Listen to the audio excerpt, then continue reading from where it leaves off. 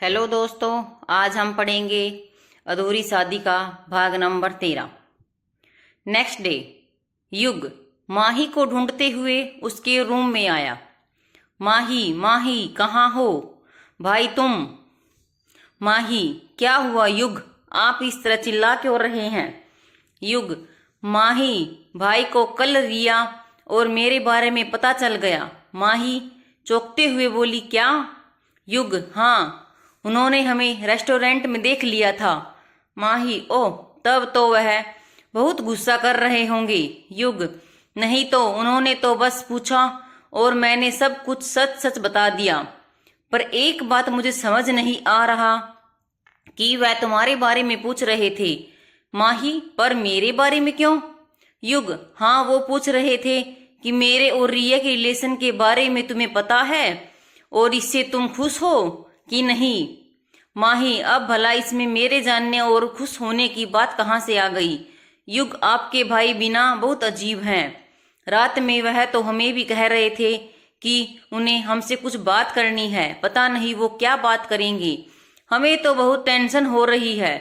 युग, एक मिनट, तुम्हारे भाई से बात हुई और वह भी रात में?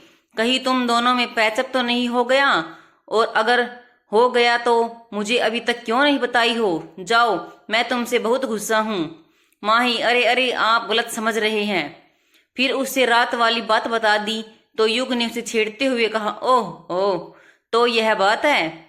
वैसे चलो, अच्छा है कि भाई को तुम्हारी तो फिक्र होने लगी। माही, आप बिना। युग, कहाँ की बात, कहाँ ले जा रहे हैं? उन्हें हमसे बस फ्रेंडशिप भर करनी है। पर हमने मना कर दिया। युग, अरे तो कर लो ना, आखिर फ्रेंडशिप में प्रॉब्लम क्या है? शायद इससे तुम दोनों के बीच में सब कुछ ठीक होना शुरू हो जाए। माही उसका कान खींचते हुए बोली, युग, आजकल आप कुछ ज्यादा नहीं बोलने लगे हैं? वैसे भी हम इतनी जल्दी वह सब नहीं भूलने वाले। बहुत रुलाया है आपके भाई ने हमें, कहते हुए उसका कान छोड़ दी और उदास हो गई। युग, है, तुम फिर से उदास हो गई? मना किया था ना मैंने उदास होने से। चलो स्माइल करो और हाँ, अपनी स्पेशल वाली चाय तो पिलाओ। आज मैं बहुत खुश हूँ। और उसे हंसाने लगा। माही हंसते हुए बोली, ठीक है, लाते हैं। आप नीचे चलिए। युग नीचे आया तो देखा कार्तिक अकेले लॉन में बैठा हुआ था।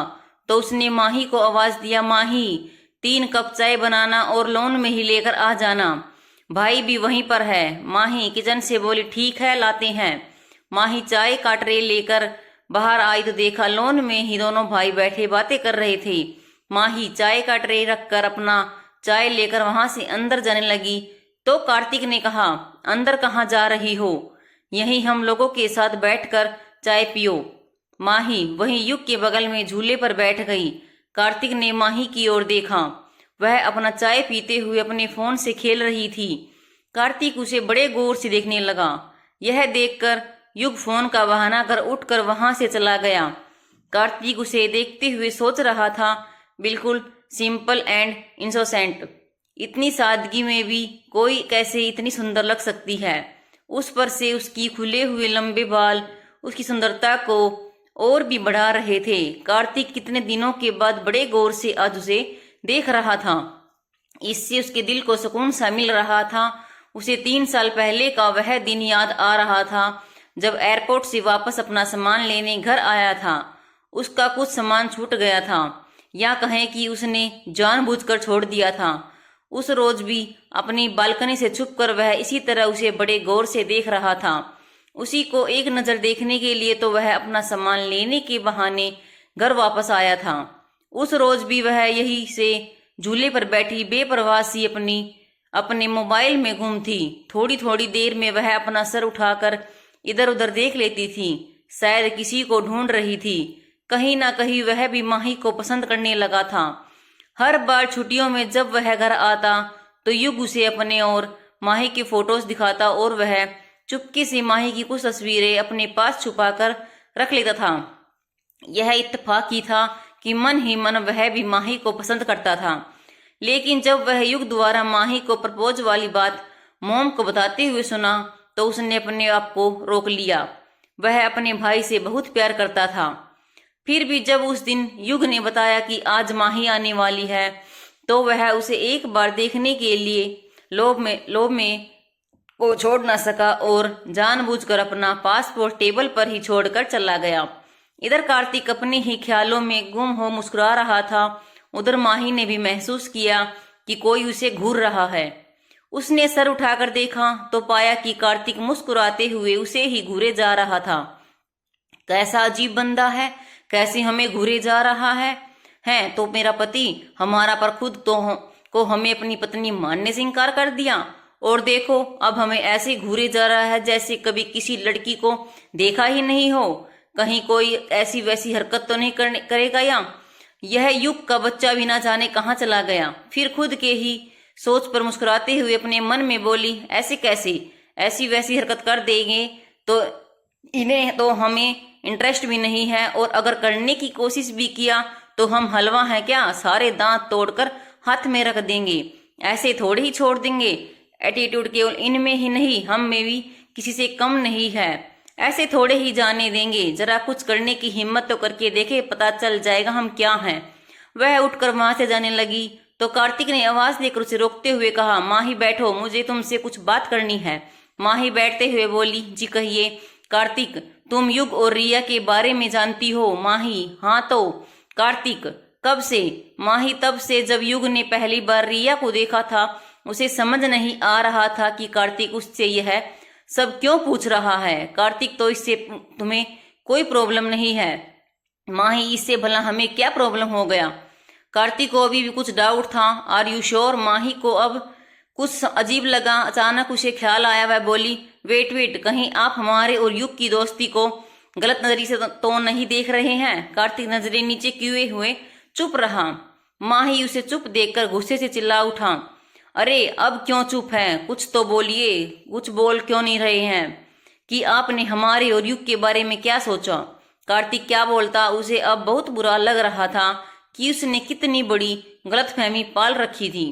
वह कुछ नहीं बोल पाया। माही, आपकी चुप्पी बहुत कुछ कह रही है। मिस्टर कार्तिक, आखिर आप ऐसा सोच भी कैसे सकते हैं? ओह, अब हमारी समझ में आ रहा है कि आपने हमारे रिश्ते से इनकार क्यों किया। अरे जब इतनी बड़ी गलतफहमी पाल ही रखी थी तो फिर शादी से है क्यों नहीं इनकार किया? कम से कम हमें इतना तो तकलीफ नहीं होता। एक बार तो अपने भाई से बात कर लेते, हम पर नहीं तो अपने भाई पर तो विश्वास किया होता। कार्तिक गिल्टी फील करते हुए धीरे से बोला, सॉरी माही, मुझे लगा कि माही ने बीच में ही बात करते हुए गुर्राई, क्या सॉरी? हाँ क्या सॉरी? आखिर आपकी हिम्मत कैसी हुई हमारे बारे में इतना गलत सोचने का? आपने हमारे कैरेक्टर पर सवाल खड़ा कर दिया। आखिर आप हमारे बारे में जानते ही कितना है? बिना एक बार हमसे या युग से पूछे हुए आपने हमारे बारे में इतना गलत कैसे सोच लिया? बोलते हुए वह रोने लगी। कार्तिक फिर बोलना चाहा, माही प्लीज मत रो, आई एम वेरी सॉरी।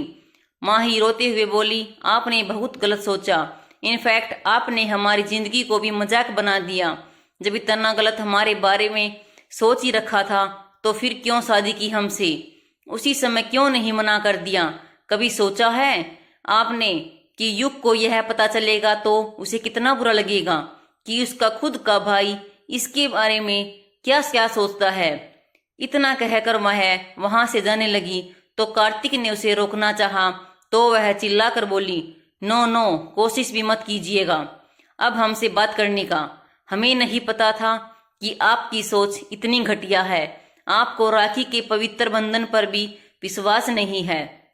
युग और हमारे बीच भाई बहन का रिश्ता है और आपने उनसे ही हमारा नाम जोड़ दिया। छी, कितनी गंदी सोच है आपकी। आप बहुत गंदे हैं, बहुत गंदे। और रोते हुए अंदर चली गई। अब तो कार्तिक और भी शॉक्ड रह गया।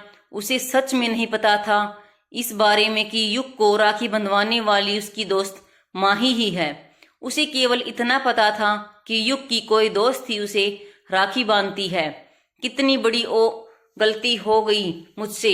मैं भी ना कितना बड़ा बेवकूफ हूँ। कम से कम एक बार तो युग से बात किया होता तो आज बात यहाँ तक नहीं पहुँचती। अब मैं क्या करूँ, कैसे मनाऊं माही को? बहुत गुस्सा है मुझसे। आखिर गुस्सा भी होना चाहिए। मेरी वजह से उसका दिल जो दुखा है वह मन ही मन बड़बड़ा रहा था, अगर युग को पता चलेगा तो क्या सोचेगा मेरे बारे में। सही में मैं बहुत बड़ा वाला बेवकूफ हूँ। सबको पता चलेगा तो सब क्या मेरे बारे में सोचेंगी। और माही, माही को कैसे मनाऊं, कैसे उसे यकीन दिलाऊं कि उसे पसंद करता हूँ, प्यार करता हूँ उसे। फिर खुद से ही बोला क्यों नहीं, जरूर यकीन दिला दूंगा। और अब तो उसको मेरे बीच रिश्ता भी है और उस रिश्ते से वह मेरी है, सिर्फ मेरी ही। I love you Mahi, I love you very much. आगे की कहानी देखने के लिए आपको अगला भाग देखना पड़ेगा। धन्यवाद।